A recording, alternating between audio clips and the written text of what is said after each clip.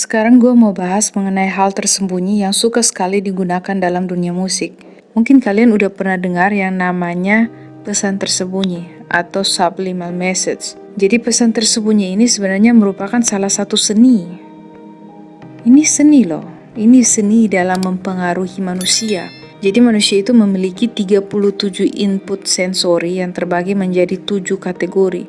Visual, auditory, taktil atau sentuhan, penciuman, rasa, gustatory atau bau, vestibular, keseimbangan dan gerakan, dan proprioception atau kesadaran tubuh. Dari ketujuh kategori ini, input visual lah yang paling mengambil porsi terbesar dalam mempengaruhi persepsi kita manusia. Nah, pesan tersembunyi ini menargetkan pintu masuknya melalui visual dan auditory. Pesan tersembunyi secara visual ada dua jenis, yaitu subvisual dan embeds. Begitu pula dengan pesan tersembunyi auditory. Sama ada dua jenis, subaudible dan backmasking. Ya, backmasking. Kita mulai dulu dari yang pesan secara visual, yaitu subvisual. Pesan subvisual berupa informasi visual yang dipaparkan dengan sangat cepat ke mata penonton, hanya dalam milidetik, sehingga keberadaannya tidak sepenuhnya disadari pikiran sadar manusia, namun dapat ditangkap oleh pikiran bawah sadar manusia. Contohnya, kayak yang waktu itu, klipnya 30 Seconds to Mars yang udah gua bahas. Terus, kalau embeds itu adalah pesan yang sudah ditanamkan.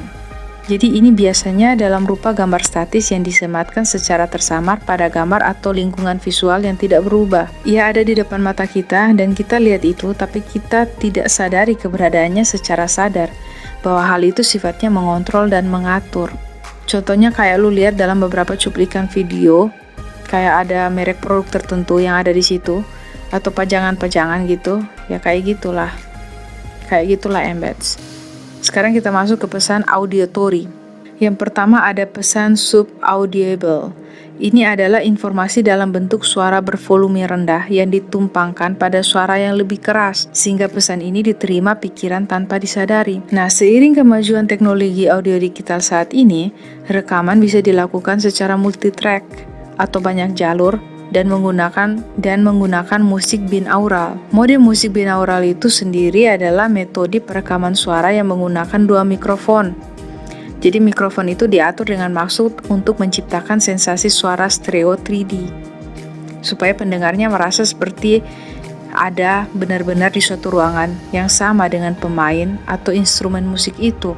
Efeknya bisa jadi seperti itu karena bunyi binaural ini terjadi ketika dua nada dari frekuensi yang spesifik diputar melalui headphone. Kemudian otak kita akan langsung merangsang dan membuat sebuah nada imajinasinya sendiri, yaitu sebuah halusinasi audio 3 dimensi yang terdengar hanya di dalam kepala pendengarnya. Bunyi ini biasanya mampu menyamarkan atau menyembunyikan pesan yang disampaikan ke alam bawah sadar kita. Bunyi ini bukan genre musik, tapi lebih tepatnya pada frekuensi audio dari bunyi musiknya itu. Makanya nggak heran kalau bunyi binaural dapat digunakan untuk terapi gelombang otak. Gue mau kalian tahu bahwa musik itu bukan hanya sebatas hiburan. Kalian bisa lihat di video sebelumnya yang pernah gue bahas tentang bunyi musik itu. Di situ gue jelaskan mengenai kekuatan-kekuatan elemen musik sehingga mampu menembus jiwa seorang manusia. Berikut yang kedua, masih dalam pesan auditory, yaitu backmasking. Backmasking itu adalah teknik rekaman audio yang dimana suara atau pesan tertentu sengaja direkam secara mundur atau dalam arah mundur, dengan tujuan saat track musik dimainkan secara normal atau arah maju, pesan melalui pembalikan fonetik ini tidak terdeteksi. Fonetik itu berhubungan dengan linguistik. Nah, dalam ilmu linguistik, bahasa itu dipahami sebagai suatu interaksi bunyi dan makna. Dan disiplin ilmu yang mempelajari bunyi bahasa itu yang disebut sebagai fonetik. Jadi fonetik itu yang berkaitan dengan sifat sebenarnya dari bunyi ujar, serta bagaimana mereka diproduksi dan dirasakan. Nah, teknik backmasking ini dipopulerkan oleh The Beatles pada tahun 1966, setelah mereka meluncurkan album Revolver. Udah pernah gue bahas salah satu lagu mereka yang Revolutionary itu. Kalian bisa cek di sana. Jadi kalau kitanya yang awam, pas dengar backmasking emang rasanya aneh. Ya aneh, kayak sulit diterima sama nalar gitu kan. Selama ini gue nggak begitu bahas soal backmasking karena ada suatu logika yang salah. salah besar mengenai backmasking itu. Tapi itu banyak dipercayai oleh manusia. Pikirnya mereka backmasking itu kayak permainan kata. Putih yang dibalik menjadi hidup, atau hitam yang dibalik menjadi mati. Padahal sebenarnya nggak seperti itu, karena suara yang dihasilkan oleh backmasking itu sebenarnya udah dipengaruhi juga dengan komponen lain dalam lagu itu. Itu kayak ketukannya, intonasinya, volume suara, hingga jarak antar not. Jadi itu bukan sekedar permainan kata yang dibalik. Hanya aja kalau gue orangnya lebih memilih untuk gak mau ribet meyakinkan seseorang, karena setiap konten ada tujuannya tersendiri yang harus diraih.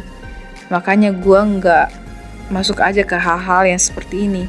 Gue lebih suka masuk ke hal-hal yang lebih mudah ditangkap dengan nalar manusia kita, sebagai seorang manusia yang mengaku percaya Tuhan dan memiliki moral serta akhlak yang baik. Makanya pendekatannya itu lebih pada lirik yang tertera jelas, yang kemudian gue bandingkan dengan firman Tuhan yang ada di Alkitab. Tapi nggak lupa juga gue tawarkan suatu pemahaman positif pula pada kalian, karena selain menambah referensi kalian juga bisa mengontrol diri agar jangan terlalu cepat menghakimi orang lain. Sebenarnya pesan tersembunyi ini bisa baik adanya. Semua itu tergantung dari si pemakainya aja. Karena yang namanya pesan tersembunyi kegunaannya seperti pendekatan, strategi, teknik dan cara untuk mengubah perilaku manusia, pendapat manusia. Jadi pesan tersembunyi ini target utamanya ialah pikiran bawah sadar kita. Kenapa harus bawah sadar? Karena pikiran bawah sadar kita ini tempat penyimpanan. Dan fungsinya itu ialah pada kebiasaan, perasaan, memori jangka panjang, persepsi, membentuk kepribadian, keyakinan, terciptanya kreativitas, sampai intuisi. Tempat penyimpanan inilah yang akan berjalan beriringan dengan critical factor atau faktor kritis pada pikiran sadar kita. Jadi saat kita menerima suatu informasi, critical factor dalam pikiran sadar kita itu akan mulai membandingkannya dengan data-data dalam pikiran bawah sadar kita. Jika tidak sesuai, maka akan ditolak mentah-mentah. Makanya ada yang bilang manusia itu pada umumnya tidak akan dengan mudah terbiasa dengan perubahan. Jelas itu. Kayak lu dulu pas tinggal di rumah bonyok, lu jadi tuan putri ya kan? Terus pas nikah, lu tinggal di rumah mertua, lu diharuskan jadi pembantu. Mungkin bukan pembantu dalam artian ya lu harus kerjakan segala hal, tapi intinya ada kontribusi lah dalam rumah mertua lu. Nah, hal-hal seperti ini kejadiannya nggak bakalan semudah membalikan telapak tangan. Sulit, bahkan cenderung ogah. Makanya seperti apa kita, itu semua tergantung pada data apa saja yang tersimpan dalam pikiran bawah sadar kita itu. Jadi pengaruh eksternal untuk hal seperti ini sangat kuat. Nah sekarang bagaimana cara pesan tersembunyi itu masuk ke dalam pikiran bawah sadar kita? Caranya ialah melalui emosi. Inilah alasan mengapa pesan-pesan tersembunyi ini banyak kali digandengkan dengan musik. Karena inilah tujuannya. Musik itu mampu menembus hati manusia, bahkan menciptakan emosi pun bisa. Memang pesan-pesan tersembunyi ini tidak dapat mengendalikan perilaku seseorang. Mereka hanya dapat mengarahkan keputusan seseorang, namun tidak bisa mendikte seseorang untuk melakukan sesuatu yang ia tidak ingin lakukan. Jelas karena ini bukan hipnotis sebenarnya. Pesan tersembunyi ini bukan hipnotis. Tapi ada satu hal yang perlu digarisbawahi. Pesan tersembunyi itu bisa mempengaruhi perilaku seseorang bila ia telah memiliki keinginan dari dalam dirinya sendiri untuk melakukan perilaku itu. Contoh kayak pesan tersembunyi supaya orang pergi beli ayam goreng. Untuk yang gak suka makan ayam, pesan itu gak akan berdampak sama sekali. Tapi untuk yang emang doyan sama ayam, apalagi pas lagi punya duit, dia pasti akan pergi untuk beli ayam goreng. Jadi kalau dalam sistem kerja setan, pesan-pesan tersembunyi itu dipakai untuk menargetkan orang-orang yang dalam tanda kutip berkebutuhan khusus itu. Orang-orang yang emang sedari awal udah ada problem dosa seperti itu dalam dirinya. Jadi tujuannya setan ini ialah untuk memperparahnya, mengikatnya semakin kuat, bahkan merasukinya. Lu jangan pikir kerasukan setan dalam bentuk lu bisa manjat tembok atau lu bisa melayang. Dengan lu udah semakin gak tahu diri, lupa Tuhan, itu udah tanda kerasukan. Makanya yang gatal makin gatal.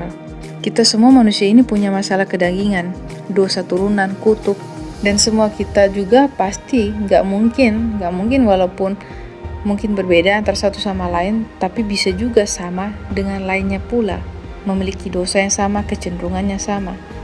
Jadi mungkin saat lu nonton karya musiknya si A yang menargetkan agar orang jatuh dalam kenajisan misalnya, itu nggak ngefek pada lo.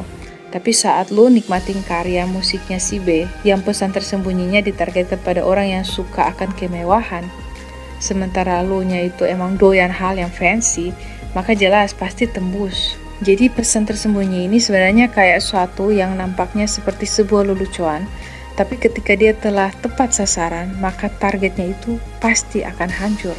Gak mungkin gak. Makanya ada gembala yang suka sekali menyuarakan agar kita harus menyelesaikan masalah-masalah yang mengikat kita di dunia ini. Bahkan sampai diajari untuk cara memutuskan itu melalui doa kepada Yesus Kristus secara pribadi. Atau ada juga yang didoakan dilayani secara khusus oleh orang-orang di gereja. Maksudnya itu agar kondisi rohani kita, jiwa kita ini gak semakin parah. Mungkin mereka gak bahasakan seperti ini, seperti yang gue lakuin. Tapi ingat, yang gue bahas ini baru salah satu dari sekian banyak jebakan yang setan taruh dalam dunia ini. Kalau kita main-main, maka selamat tinggal. Jadi mengenai pesan tersembunyi ini segini dulu ya pembahasannya. Gue harap kalian ikuti seri video ini secara berurutan supaya bisa paham dengan baik. Sampai di sini dulu. Thank you so much for watching my video. God bless you.